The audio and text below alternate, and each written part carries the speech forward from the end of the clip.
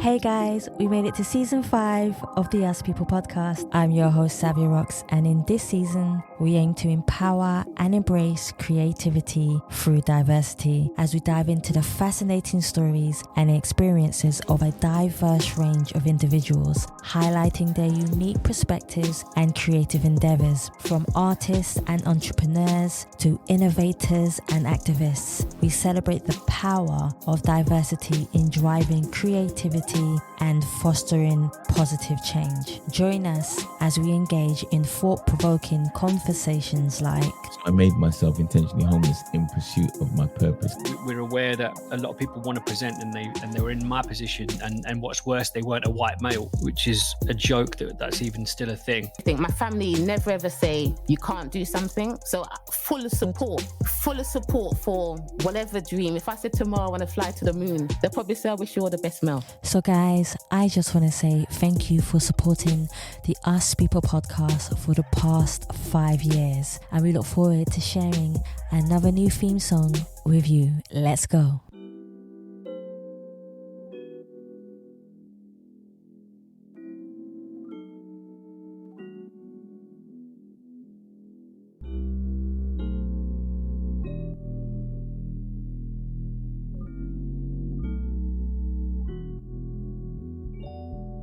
To overcome a lot of obstacles just to get here. Hey guys, welcome to another episode of the Us People podcast. I'm your host, Savia Rocks, and today I'm humbled to have the lovely Joshua here with me. Joshua is a digital and promotions coordinator, as well as being a humble yet talented musician.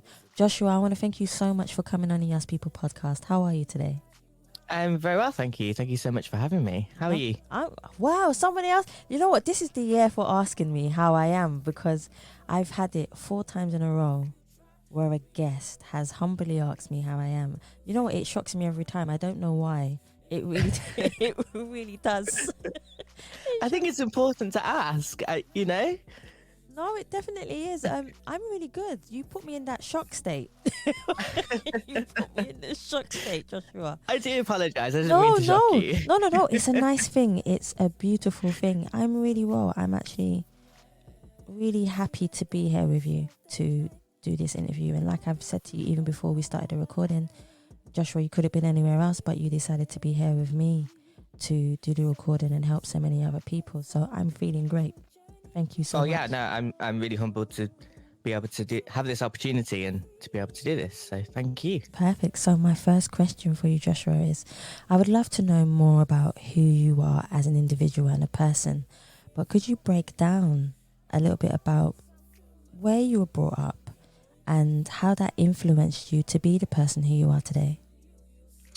Wow, gosh. So where to begin? So I grew up in Birmingham. I was born in Birmingham. Was there for the first 19 years of my life. And yeah, I mean, I went to a grammar school, so it was kind of, it was interesting because, like, you know, creative stuff wasn't particularly encouraged, I wouldn't say. I remember we had a drama class in our first year, in year 7, and then they got rid of it. They got rid of it off the curriculum entirely. We didn't have food tech, which I didn't realize everyone else that I've spoken to, you know, that went to a school in the UK had food tech, and we never had that. I had it too. Yeah, there you go. Yeah, and so to know everyone else was having, I was like, oh my gosh, I missed out on, like, you know, potentially a really crucial, because I think actually food tech is probably one of those things. It's a life, you know, it's life skills. And so I think actually for quite a long time, it was kind of the creative stuff. And in terms of music, we had music, but it probably wasn't pushed as much as all the other subjects. And I loved maths. Maths was probably my next go-to. And I continued to do that up until A-level.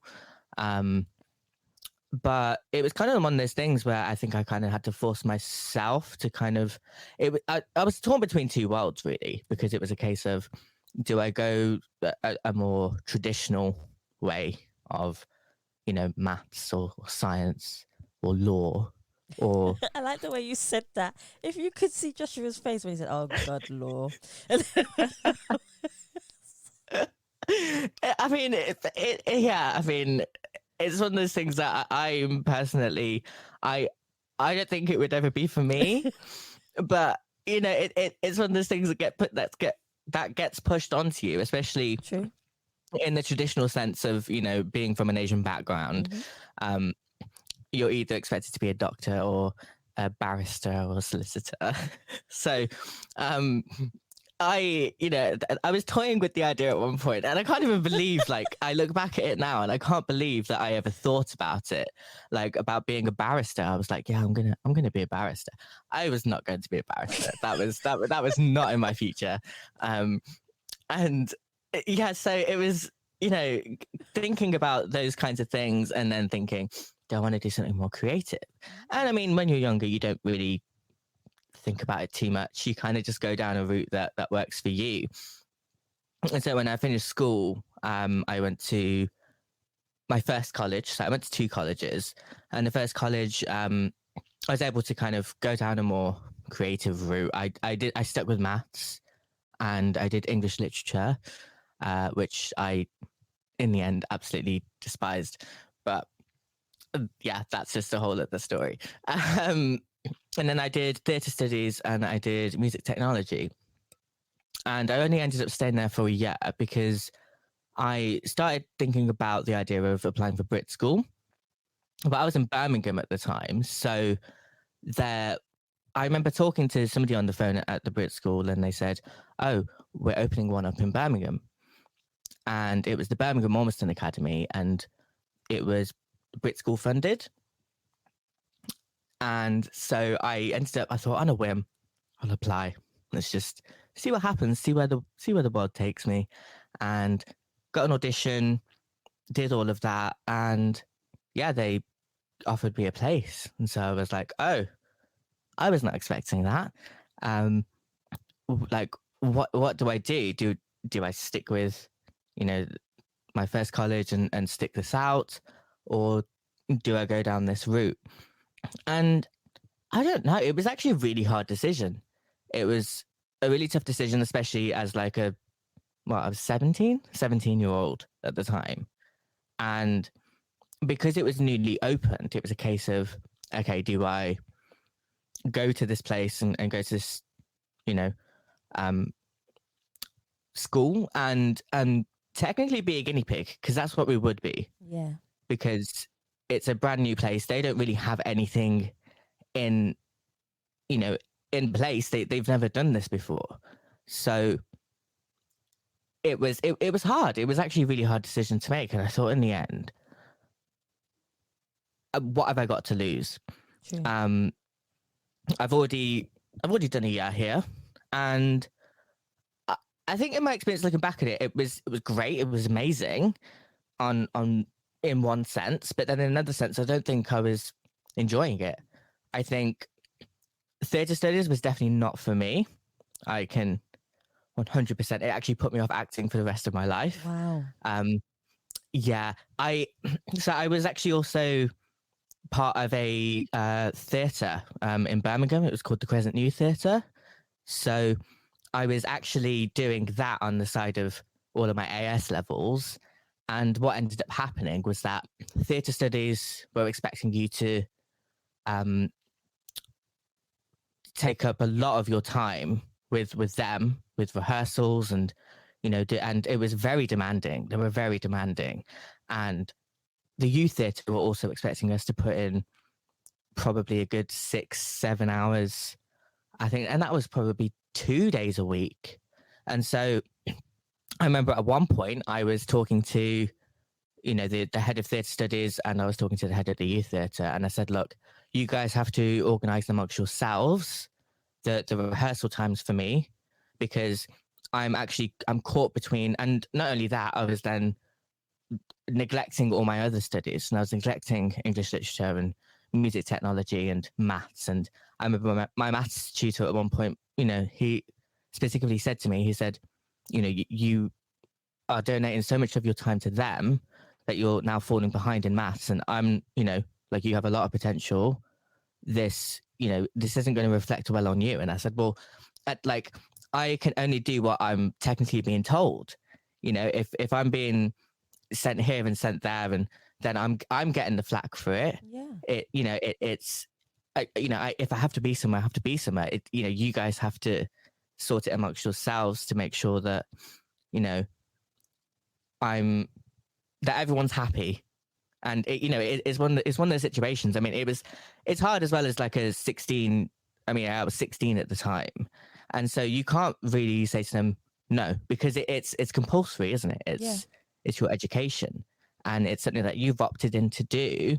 But also, if you're being given all this, stuff, and that you're just kind of wanting to do it and please everyone, but then you're also getting you're getting lectured by it. It was really hard. It was actually really, really difficult. And I think that actually took away a lot of the enjoyment from the whole entire college experience, and also acting. I just, in the end, didn't enjoy it. Do you feel like too many people were interfering in what you wanted to do rather than giving you the space to say, Joshua, make your own decision and enjoy it? But they were involving themselves and kind of making your decisions for you, or trying to. Possibly. Very possibly. I think perhaps it was also, I can't exactly, relinquish all accountability for it. And, I think it was a case of perhaps I bit off too much what's that saying? I bit off too much that I could chew. I think yeah. And so I think it was also that, but then it was also on the other end of it was almost taking advantage of a situation where, you tell me to be somewhere and then I'll be there. And I was stretching myself so thin and just trying and allowing these people to, dictate to me, where I should be and what I should be doing, and asserting all this pressure.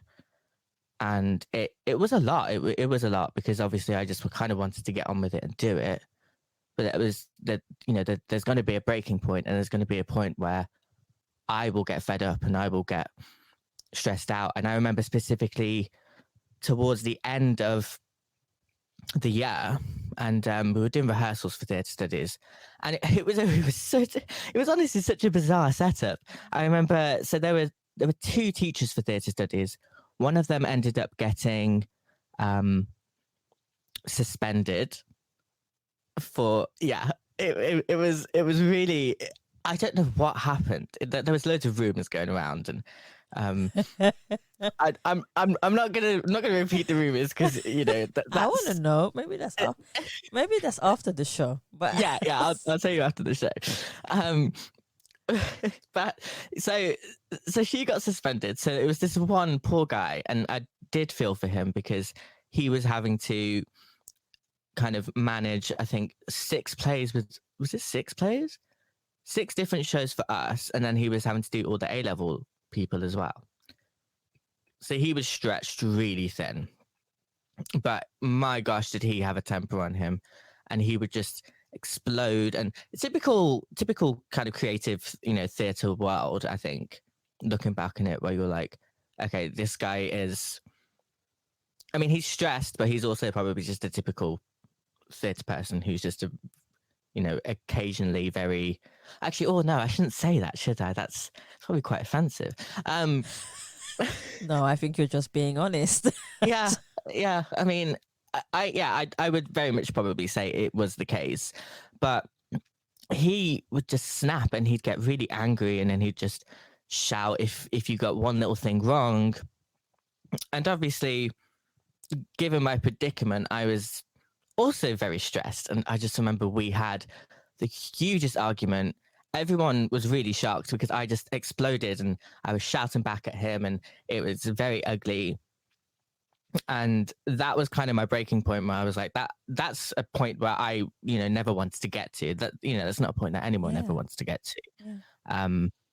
And I think knowing that I'd lost my composure, and I'd, lost any sense of being able to kind of just keep myself, level, was a point where I actually wanted to opt out, and I just wanted to leave.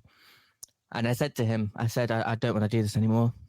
And unfortunately, it was towards the end of the year when assessments were coming. And so he was like, well, I don't think that's really an option right now. You know, we're almost at the end. I think you just need to do it. And so I agreed, but it was something that I didn't really want to do it. Don't want to do it anymore. And in the end, actually, I got my lowest grade was for theatre studies. And so, yeah. And so it was kind of like I spent all this time, I donated so much of my time and energy to this thing that my heart wasn't really in it. And ended up getting the lowest grade for it anyway. Yeah. So yeah, I think it's because your heart definitely wasn't in it. And I think it's because you felt, from hearing your story, it sounds to me like you felt slightly forced. Yeah. To do, and we've all been, well, I can definitely say I've been in a similar predicament. Being forced into something doesn't make you want to do your best in something. So that's definitely something I always turn around and be, if you don't want to do it, now that obviously I'm a lot older, you turn around and say, Savia, do something, and no. It's a lot different now. But it's good to have your own opinion. It's good to have your own strength as well. And I totally understand where you're coming from with that. Definitely. Yeah, definitely. Yeah. And I think, like you said, I think it's different, 10 years on, because, and I think that was perhaps the beginning of me being able to kind of just take a stand for things and just be like, no, I don't want to do that. And I think perhaps me opting to, move to this new place was me being able to take control of a situation and just being able to kind of just say, hey, screw it, this is what I want to do. Yeah. And knowing that I wanted to go into a more musical route, because I loved music technology, and actually my tutor at the first college he was brilliant, the music technology teacher. He really saved my bacon on a lot of instances, and he was very supportive. And just knowing that there was another community, and the music, the industry and the people there was so much more supportive. It felt way more like a family vibe to me, and that's just my personal feelings towards it. And so it was kind of almost like, oh, I think music is probably more where I would fit. Yeah, that makes sense. That definitely makes sense to me. Joshua, I know that you've broken down, obviously, your upbringing and your background for me, but I would love to know, this is quite a tricky question, so I would love to know, he's smiling, I would love to know more about how you define, from going through what you've been going through or gone through, how would you define yourself as a person? But also, when you look in the mirror, what does your reflection say back to you as a person? And on the reverse side of that question, has there ever been a moment when you have looked in the mirror, Joshua, and not recognized the person staring back at you? Oh, there's many questions there. How I define it? You see, I went through a period where I was like, oh, how would I define myself? Like, who am I? And I think one of the things I've always taken comfort in is that I don't tend to define myself, because, and I feel like I just am. And the reason that I don't define myself is because I think people change all the time, that their temperaments change all the time. Your circumstances change all the time. And I think every day you can be a different person. I'm not saying, I'm not saying, your completely new personality, but just in terms of your temperaments and the way that you are, yes, I think things can change for you all the time, and, different situations. And so it's something that I've always just said, I just am. I don't feel a need to define myself, because it's I'm just me. Like sometimes it, it can be, I don't know. I don't even know the words for it. It's yeah. Perhaps it's my way of being like, I'm not very good at defining myself, but I think it's more, yeah, I just am. And I think if I think too much about it, that's where you start to perhaps be, yeah, and it gets complicated, and then suddenly I think you're trying to, if you're defining yourself, you're trying to find ways of being a person that you want to be, Yes. and not actually being the person that you are. Yes, that's true. If I'm saying, oh, I'm confident, and I'm not confident, then and perhaps some people need that, and some people want that, and obviously it's always good to strive towards goals and certain personality aspects that are admirable in a person. But for me, I just don't think it's ever really worked. I think it complicates it for me, and then I start being a bit more too self-conscious, and that's something that I don't like. I don't want to be self-conscious. I don't want to dilute myself in any way. I just kind of want to be completely, entirely me, authentically. Which is how you should be. Yeah, I agreed. I think everyone should, be able to express themselves entirely in the way that they see fit, and you're not going to please everyone. Yep. You'll never please anyone. That's true. So screw it. I like the fact that you said that afterwards, because I was waiting for that part. yeah. I always no, going after you. No, in terms of the second question, looking in the mirror and not recognizing myself.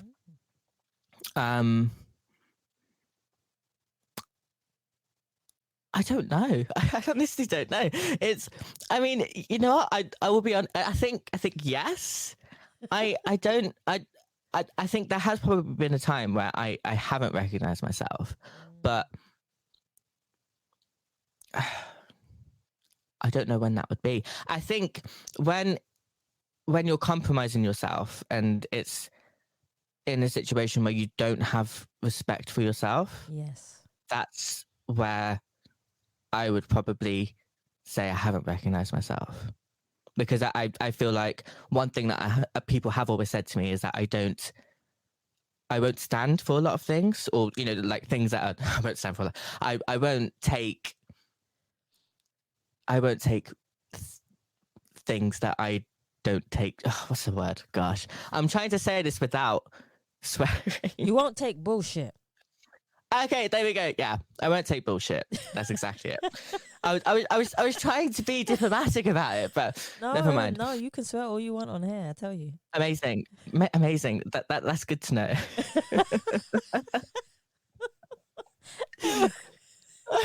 I love that. I love the way you were trying not to swear for a while, and I thought, no, come on, Joshua, just let it out, just let it. I've been trying so hard not to swear. Just let it be. Just let. You can say what you want. Okay. All right. That changes a lot of things. But no, okay. So right, let's rewind that a little bit. A lot of people have said to me that I will not take shit. Right. And so when I do take shit, it kind of kills something inside of me, I think, when I'm just allowing certain things to happen, and then you kind of leave that situation and you're like, oh, that's, I allowed that. And that's something that I think it's been in my nature that I've never really done that. Yeah, sure. And I think for a while I would do that. And yeah, so looking in the mirror for some time, it would definitely be a case of, oh, I felt completely diluted as a person. But that's not so much here anymore. So I'm glad. I don't have to worry about. I say I don't have to worry about it, but I think it can always creep back up, can't it? And I think that it's a humbling experience when you lose a portion of yourself for some time, because then you realize, oh, it can happen, and it can happen to you. It can happen to any one of us, and it's always there. It could always come at any point. But obviously, it's important that you do the work to make sure that that doesn't happen. Yeah, that's true. But sometimes, and I think, sorry. No. I was just gonna say, sometimes I know things are slightly out of our control within life and chances and experiences, and they mold us into the people who we become.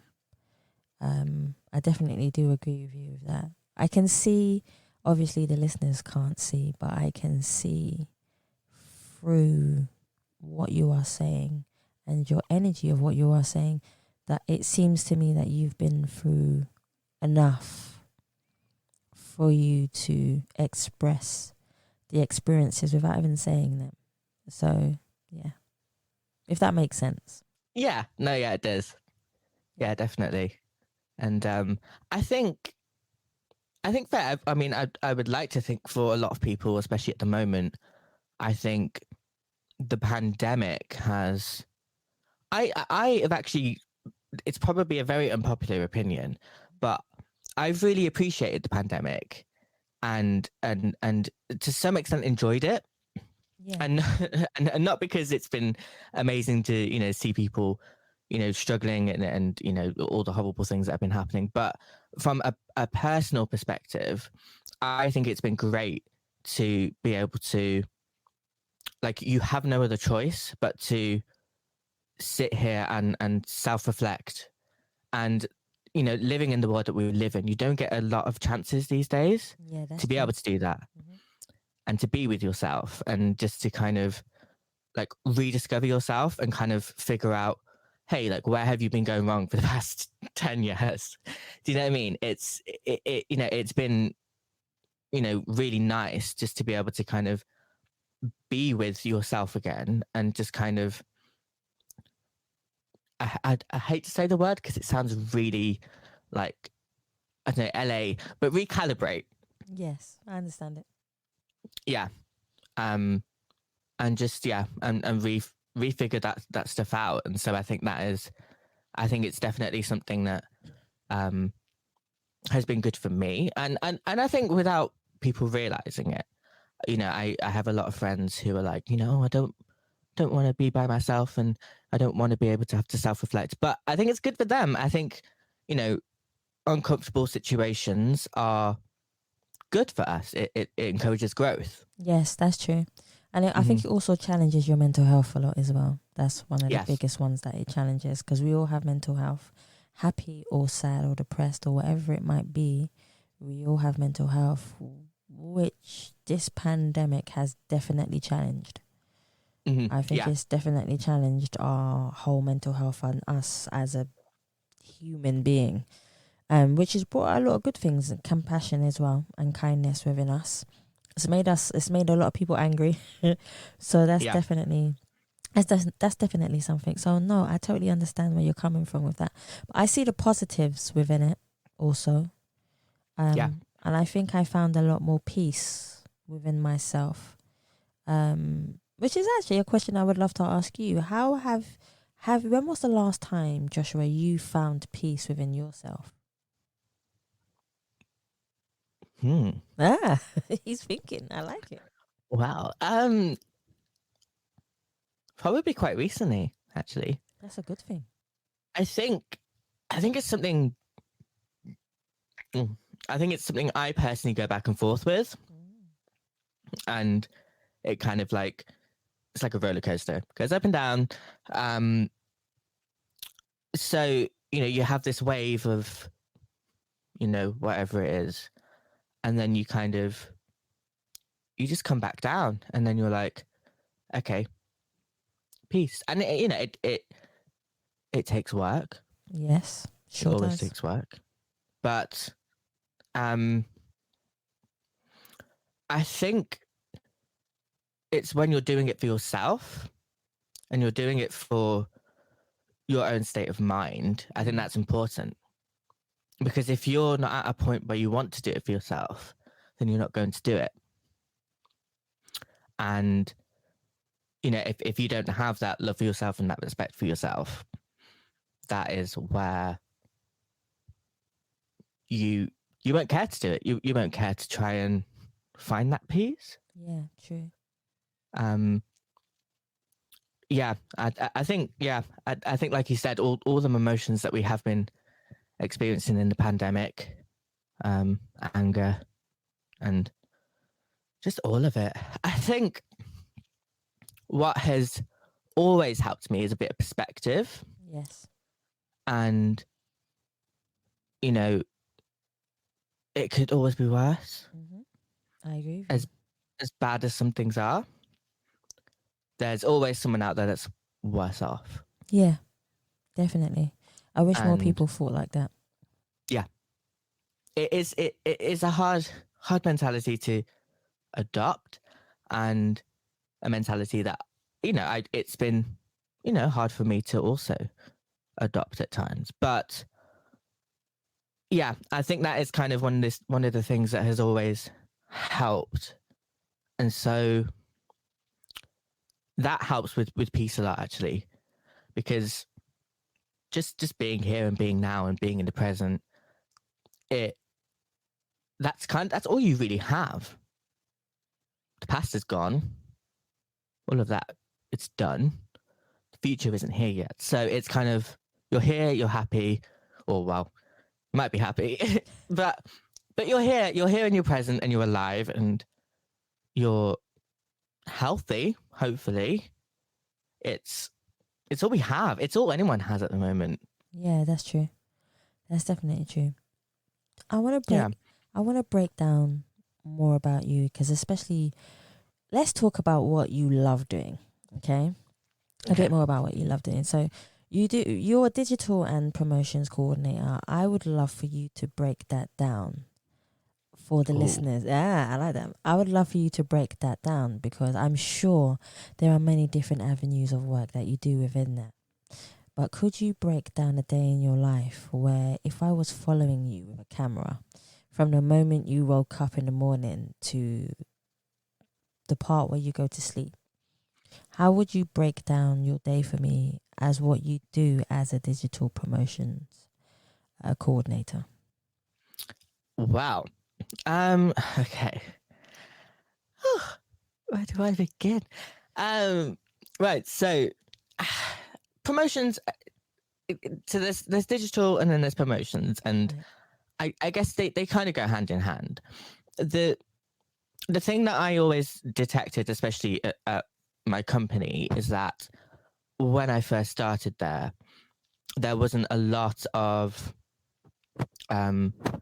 emphasis or just acknowledgement of the digital era and streaming and all of that kind of stuff. I went in as a promotions intern, and so that was the beginning of my career, I guess.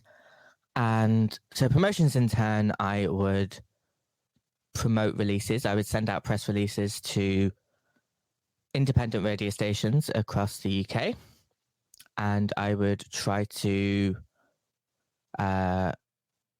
gather interviews or airplay. And that was basically what I started to do at the beginning. And from then on, it's kind of increased, and we still do PR. So it's basically promotions is the PR's public relations. And I, send out press releases to independent radio stations, often national press and independent press, and then sometimes TV, but that's kind of more, I guess, independent, regional kind of places, area specific things. And I will promote the releases, try and get reviews, try and get press, try and get interviews and all of that kind of stuff, airplay. And then on the other side of things, I've also tried to get brand partnerships. So I got actually a couple of coffee shop tours for Cafe Nero Yes. for some of our artists. So we got, for this duo, we got Artist of the Month. They got their songs played across, I think all of their 800 stores Wow. in the UK. And they also toured a handful of them stores. So they went up to Manchester, they did Leeds, they did so many places. They did quite a few stores in London. They went down to Brighton. It was really great actually. And they went up on the website, Artist of the Month, and that was actually a relationship that I initiated with Cafe Nero, and kind of continued that relationship. And we did a few more coffee shop tours with other artists, and that was kind of another part of my role. And it's kind of just escalated in that sense. I started taking over social media. So I would, and this was the kind of moving on to the digital side, because then, I would be saying, we need to start acknowledging Spotify more. They would kind of always, put a lot of emphasis onto iTunes. And I think a lot of the music industry was trying to, I think before 2015, they were refusing to acknowledge streaming. They were just saying, "Oh, we want people to buy the song. We want people to, buy the physical product." And I'm like, but that's not the way people are consuming things anymore. Yeah. And if you're refusing to acknowledge a whole demographic of people, you're going to lose out on a lot of custom. You're going to lose out on a whole group of people that are going to be very beneficial to you in different ways. And so actually it took me quite a long time being there for me to push that. And I just had to be very resilient with it. And I had to just keep pushing it. And that's something that's also been integrated into my role. So when we have artists come in, I will advise them on, what we need to do in terms of streaming and digital and the ways that they can boost their profile. Yes. We don't necessarily manage their social media. So it's up to us. It's all about collaboration at the end of the day. And so I have to encourage collaboration with these artists and just say, hey, we cannot be doing like we cannot carry you. It has to be, it has to be two ways. You have to be putting in the works that we can put in, the works that you can put in. Do you know what I mean? It's, it's a cycle, it's a circle. It's not a one-way street. And some artists don't take too kindly to that, but but it's the truth. And I think if you go into, this, I mean, I don't know what it's like other industries, but if you go into this industry with just, oh, they're going to do everything for me, then that you're not going to get very far. Yeah. Really. And obviously I have to say that to artists in a nicer way, in a more diplomatic way. I can't just go around saying what I just said, but I have to be like, this is it's a collaboration. You have to help us help you. Yeah. And so that's also been a part of my role. I set up all the releases for digital streaming platforms, DSPs. Yes. So I basically collate all the data. So that would be music files, so WAV files, the artwork, the digital artwork. Then I have to create a spreadsheet. It's really fun. I actually love it. I love spreadsheets. It's really sad. And I have to get all the information, so the artist names, the track names, the durations, the songwriter details, and the split publishing, and just everything, whether it's an explicit track or not. Album title, then you've got the barcode numbers, you've got the specific ISRC numbers to the tracks. Yes. And I put that all into a cute little spreadsheet, and I'll send that over to the distributors. Yeah. And we have to kind of coordinate it with dates and release dates and making sure it's in on time. Then you also have to send to the distributors the press release, which either I will create or my colleague will create. Yeah. Then I also assist in setting up physical stuff. So we create the physical product, with the CDs, and get that manufactured and then get that out to physical distributors. Yeah. Who will then obviously pass it on to HMV or Amazon. And I feel like that is it. I mean, there's probably more. I'm sure there's a lot more, but you do an extreme amount of work when it comes to working in the industry. Yeah. Because I remember you saying before we even started recording, you do so many different types of things. It's hard to specify and put in one specific box what you do. And Yeah. I'm glad that you just broke it down so that people can understand not 100% of what you do, but a good amount of what you do. So if they would like to go into the industry that you're in, they have some kind of understanding. Yeah. Well, if someone wanted to go into a similar field like yours, what would your advice be to them? Well, I remember when I was 17, I came to London to have a meeting with somebody at Universal, and she kind of sat down with me. She was like, well, what do you want to do? And I was like, oh, I don't know. I just want to do, just be in music and just do this or do this. And she was like, right, okay, well, we've got this, this, and this. And it's all in different sections. What I would say to somebody is, do your research. That is, we are at a very, great point in our lives where we have the internet. Yes. And the internet can be a really weird place, but it can also be an amazing place. It can be, it's full of information. It's full of just, brilliant resources and tools for people.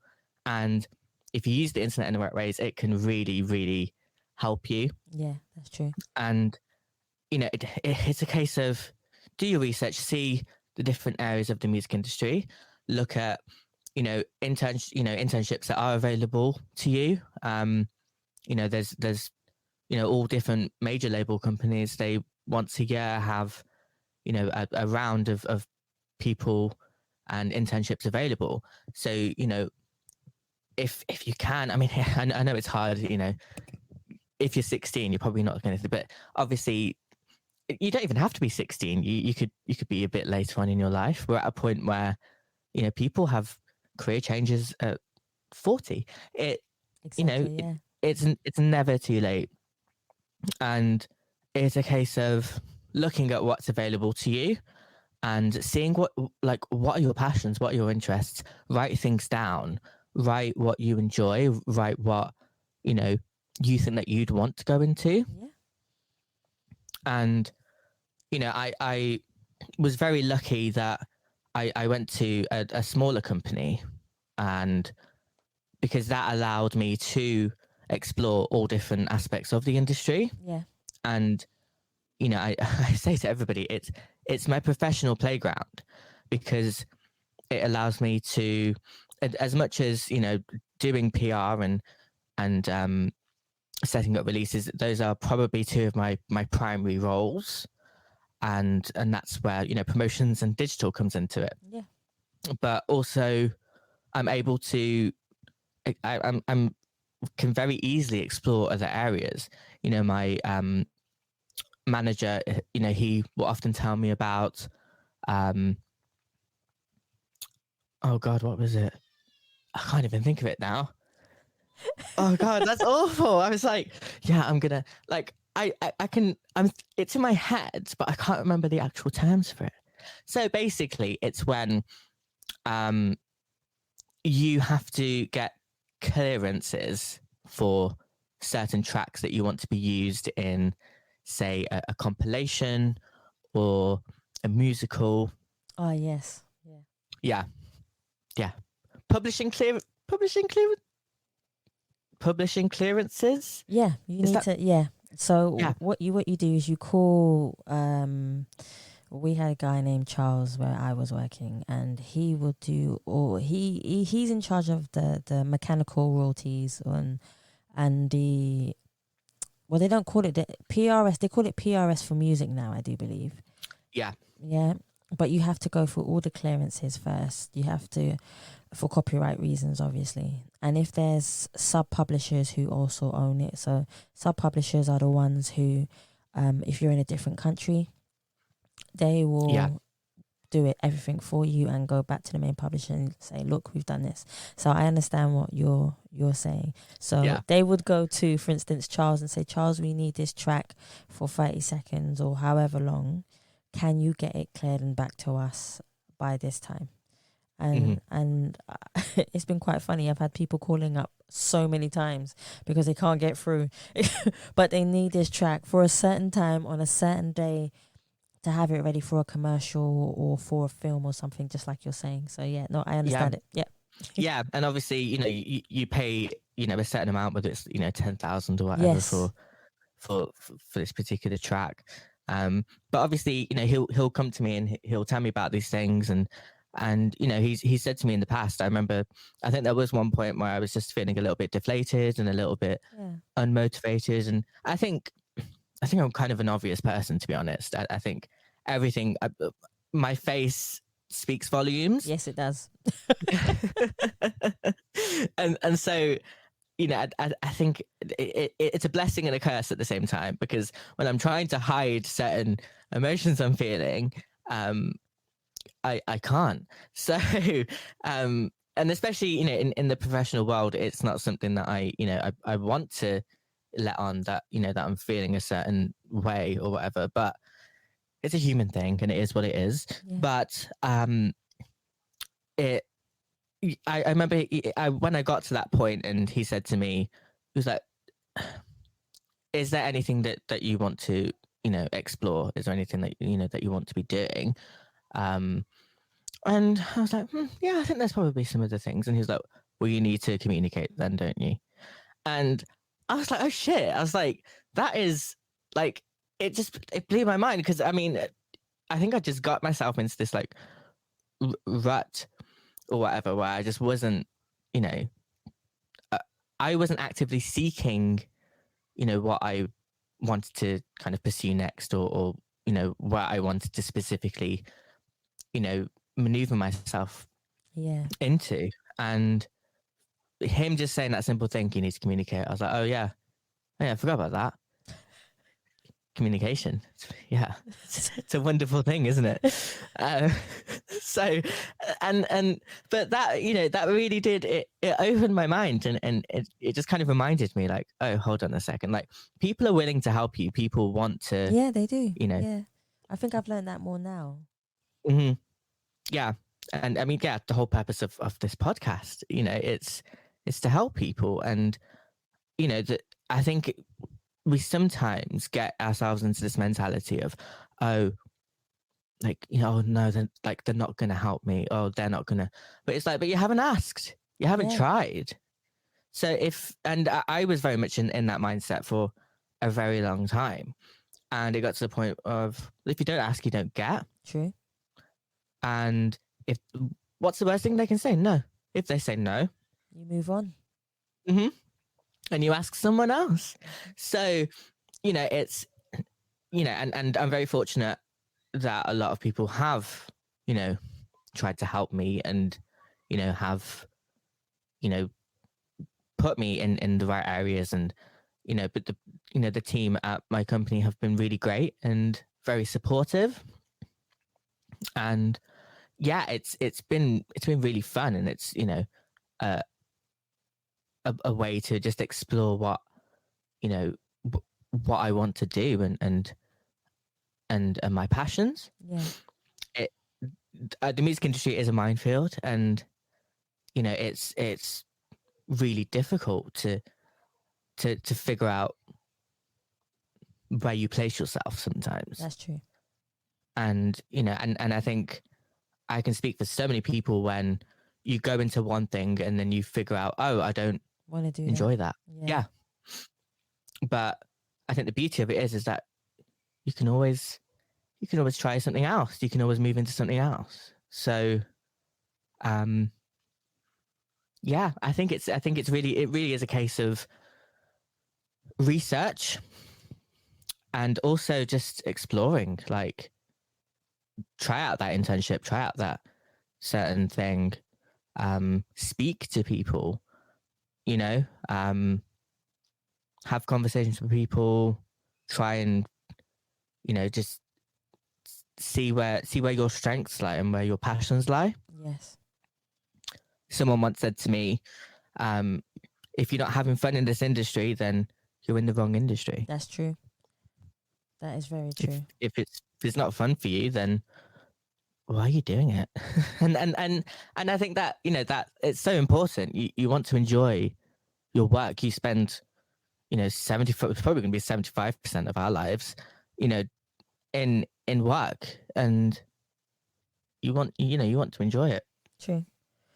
That's true. No, that's good advice to give people, actually. That is really... My next question is, I'm only allowed to say the question once, so I'm not allowed to repeat it.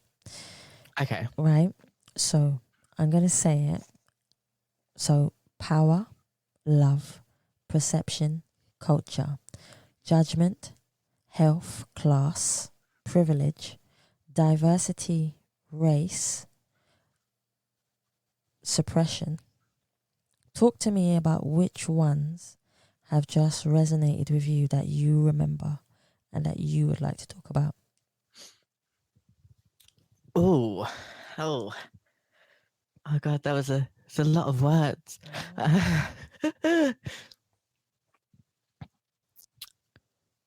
Diversity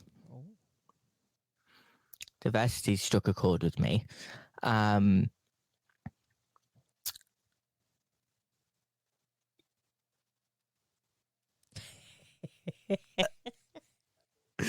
Go on, say it.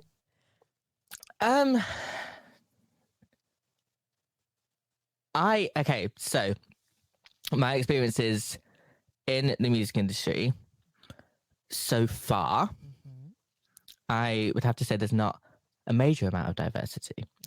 I think even actually going as far back as being a kid, I remember 2005, I can pinpoint the year, where, you know, the entire time that I've been a music consumer and somebody who has been looking at the music industry, and it can be difficult, and like I don't know whether it's a case of Asian people aren't actively seeking opportunities in the industry, or whether it's a case of we're just not getting them. And I think it could be a mix of both. First time I ever saw somebody of Asian descent on, at the forefront of music was MIA. Yes. And that was 2005. Yeah. And I specifically remember watching her video. I think the song was Galang. Yes, that's it. And yeah, it's a brilliant song. And I remember like, oh my gosh, an Asian girl on MTV. Like, what is this? Because I'd never really seen it. And then the next person I can think of is Jay Sean. Mm-hmm. And actually, I think he might have been even before MIA. So I'm actually lying. Yeah, he was, I think, probably 2003. But all in the same time period, really. And then there was Zayn. Yes, that's another one. Mm-hmm. And they're probably the only ones I can... For me, it was nice to see because I'm half Asian and half black. So for me, it's a combination of two. But then when you said that, you triggered something in me. I just wanted to say, are you sure that it could also be that within the music industry, the people who run the industry see Asian people as a certain source within the music industry? If I can put that correctly.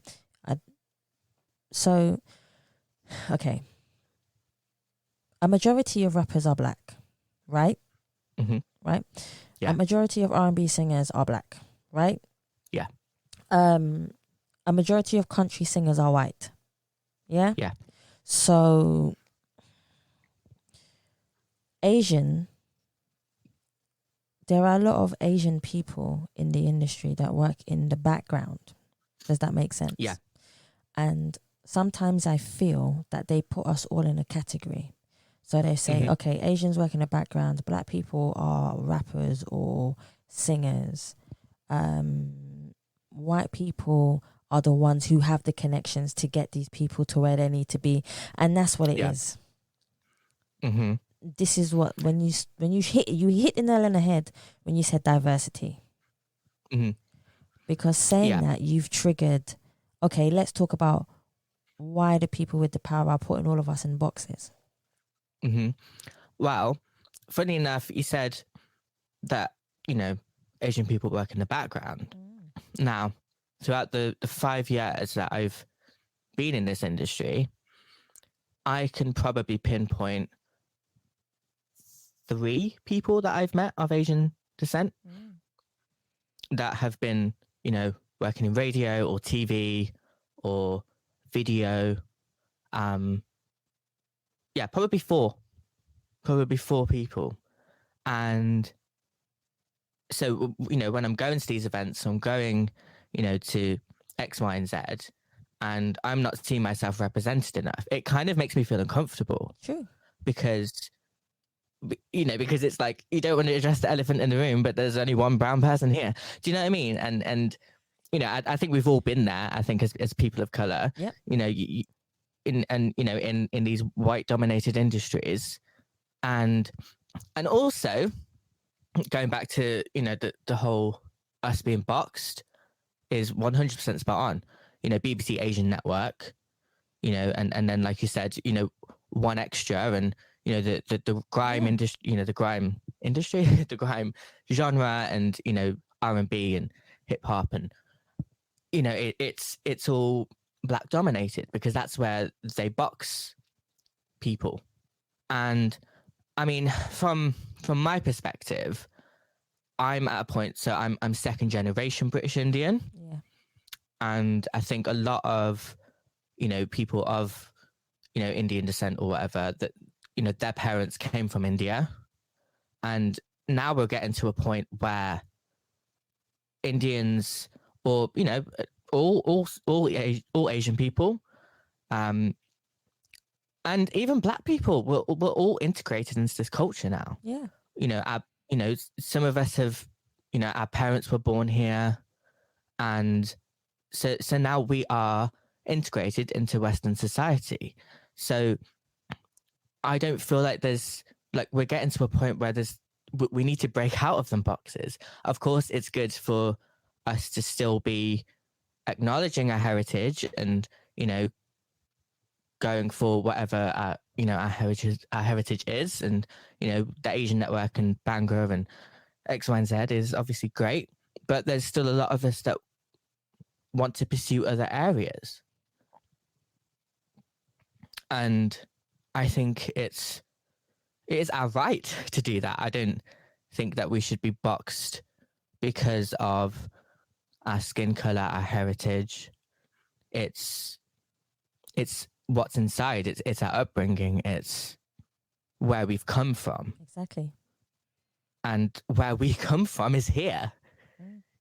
It's we're not at a point where our parents came, that they're trying to trickle down their culture to us. Of course, we still got that culture in us, but we're British. So yeah, I think diversity still has a long way to go. I agree. And yeah, like you said, I think without trying to trash the people at the top, I think it is interesting to see how the people at the top are still these people that were in their heyday in the 80s. Yeah. And and their perception on things is the way things were in the 80s, and we are now in the 20s. So it's, you know, we're 40 years ahead. It's a new world. It's a new society.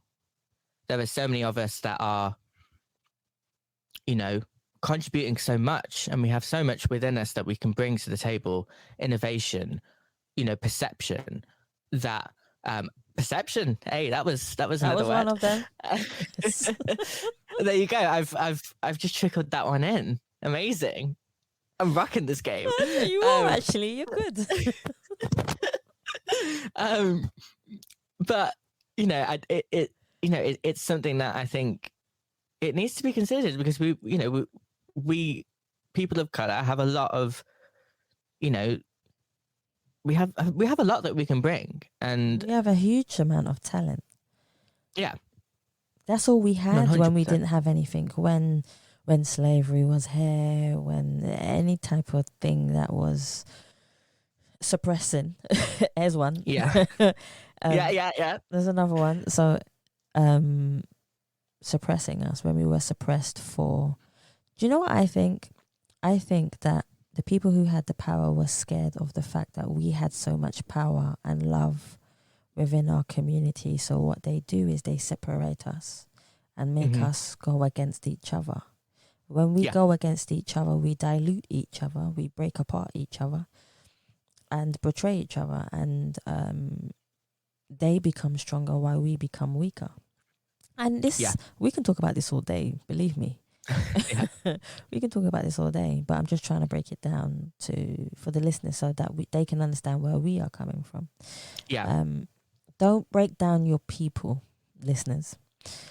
Stay together with them and try and work together so that you can unite and see things, come out of the box and see what the people of power are doing to the people who may not have as much power. But love is the strongest power that we have, so they will try to break that love of power that we have.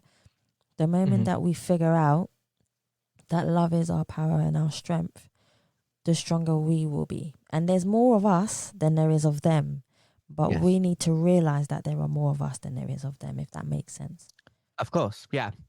And I 100%, I think that's probably, hopefully, the strongest, most important message that comes out of this, because I think, you know, I mean, even just, you know, us talking about people of color, but also I think just people, you know, they say there's one race and it's the human race. And I think it's important that we just all realize that we are all people. We're all human beings.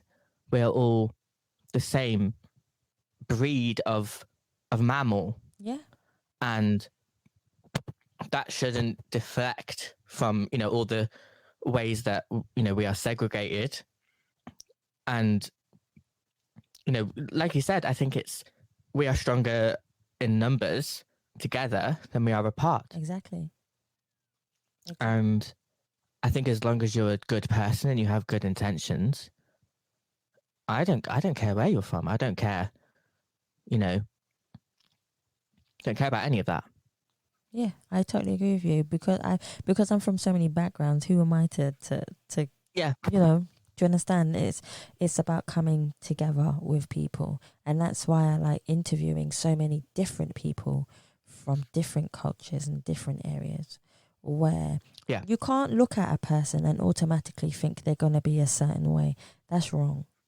Speak to them. Remember when you were saying about communication, Joshua? Speak to the person. Communication is on the top 3 of being powerful within how we as humans do things. I think it's communication. Love is the second, possibly, for me. But love might be first, and I'm just, you know. So, right. I have 2 more for you, Joshua. My second to last one is, what would you like your legacy to be? You have a long road ahead of you, a long positive Hopefully. road. No, come on, be positive and optimistic. I'm hoping for you. You have a very optimistic road ahead of you. But what would you like your legacy to be when you decide, and only when you decide as an individual, that you have done enough? How would you like people to remember you? I've thought about that before, and I still don't know. That's fine. I mean, honestly, the way I try to lead my life in general is that I've always wanted to encourage people to just be open-minded, Yes. allow people to just freely be. That's something that I encourage, and something that I'm always championing, because I think the way that society has been set up is that it does suppress a lot of people, and that isn't just a race thing. That is Everything. There's everything, kind of, people who are, come from all different types of struggles or, hurdles. And, if you're not a certain way, then, you're branded as an outsider. And I think that everybody is a person, everybody has experiences, and we should all be very accepting to that and compassionate. I think compassionate and empathy, those are things that I always try to encourage. Yes. Obviously it's hard. Sometimes you just want to be a bitch, but but I like it. like, obviously you can't always just be that happy, nice, compassionate person. Some people are just downright nasty people, but but you can't. If I've learned anything in my life and dealing with, the ill-willed people that I have, is that you can't let them win. Patience, tolerance, love always overcomes hate. Always overcomes hate. Did I just say that right? Yeah, right. I'm just gonna do that again. Love always overcomes hate. And yeah, that is something that I, that's perhaps my legacy, is just encouraging people to be more understanding and empathetic to people, and also just encouraging self-respect, and unapologetically being yourself. That's something that I've always tried to do, and just respecting yourself enough and having the bravery and the courage to just 100% be your authentic self, because it can be hard. It's very hard in a world where we are being pushed and we're being told left, right, and center. And it can even be from loved ones. It can be from... Even more so. Yeah, 100% more so, actually. And it's hard to push against that when you know that there's a love. It's coming from a loving place. It's coming from a protective place, but also it can be harmful in other ways. Yeah. And it can be harmful to who you are. It can be harmful to your well-being. And that's okay. I think we've all been there. I think it's a challenge that we all face. And I think it's more of a case of, look, we've all been in certain places in our lives. Like, we are, like, you're never alone. Yeah. You're never alone. And I think I'm just going off on a tangent here now. I like it. But, I think at the end of the day, the legacy is love, isn't it? And it's just to not be a dick. I like... Hey, I'm going to end it there like that because I like that. Yeah. My final question for you, Joshua, is I've had the privilege of having a conversation with you today, which I will always remember. If anybody else would like to get in contact with you, where can they find you on all your social media platforms if they would like to get in contact with you? Well, you can get in touch with me on Instagram or Twitter. I think those are I wasn't too confident about that, was I? No, you were like, Twitter. I was like, do I want people to see my Twitter? That's good. I think that's kind of what it comes down to. But yeah, no, Instagram, Twitter. So Instagram it's really hard to explain. So it's FUX King Joshy. wow. So it's kind of like it's censored, but it's not, you know? Yeah. And then the same for Twitter, it's FUX King Josh. Yeah. I would put my email, but I feel like do people email anymore? I email. Yeah, they do. What's that? I email. Come on, Josh. Yeah, no, I mean, yeah, no, I don't know why. Yeah, of course we all email. I email. I don't know. It's just, I don't know. For some reason, I just feel like, is emailing a thing? But it is a thing. It is a thing, but shall I tell you why you thought of it? Because we have mobile phones. Everybody's so accessible so quickly. You can just call them or text them or WhatsApp them, and they're instantly there. Whereas emails, we all use them for several different reasons. Like I use them for my calendar, just to put calendar invites and stuff and dates. And it's efficient for me. So everybody has a different platform of what they use, which is easier for them. So yeah, I totally get you. Yeah. Well, okay, right, yeah. So my email is joshuasingh65@gmail.com. See? So if Joshua gets bombarded with emails, he knows where they came from. Yeah. But I feel like those are the best three ways to contact me. But also on the side note, if you wanted to hear more of my musings, I also write music. So and I have music out. So which has also been fun. That's actually another way that another way to gain experience from music industry and ways to do things. That's kind of why I do it. It's like an artist perspective thing, and it's been quite comforting during this time, especially, you know, with stints of furlough, for me to still be active in the music industry, you know, whilst furloughed. But yeah, if you want to speak to me without speaking to me, you can listen to my music. I like that. I like the way he plugged that one in there. That was cool. Joshua, I want to thank you so much for coming on the Yes People podcast. You have been such a great guest, and I've totally enjoyed every single second of you coming actually on the show. So thank you so much. Well, thank you. Thank you so much. It's been absolutely brilliant. It's been amazing to talk to you. Perfect, guys. Thank you so much for listening to the Yes People podcast. And please remember, you can subscribe and leave us a review on Spotify, iTunes, Google Play, and any other platform that you prefer listening to. Please also follow us on Facebook, Instagram, and Twitter. And you can also donate to the Yes People podcast by simply going to the Savia Rocks website, or just typing in paypal.me/uspeoplepodcast. Guys, thank you so much for listening.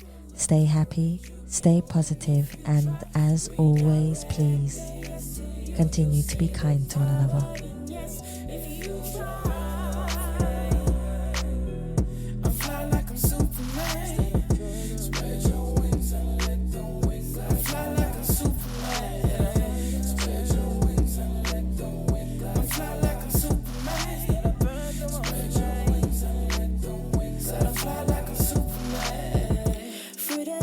I went through a period where I was like, oh, how would I define myself? Like, who am I? And I think one of the things I've always taken comfort in is that I don't tend to define myself because I feel like I just am. And the reason that I don't define myself is because I think people change all the time, that their temperaments change all the time. Your circumstances change all the time. And I think every day you can be a different person. I'm not saying, you know, you're completely new personality, but just in terms of your temperaments and the way that you are, I think things can change for you all the time, and, you know, different situations. And so it's something that I've always just said, I I just am. I don't feel a need to define myself, because I'm just me. Like, spread your wings and let the wind glide you high. We're just soaring through this journey, leaving fear far behind. Our hearts are filled with courage. You can win if you try. Redirect the yes to you. You'll see the power in us. If you try.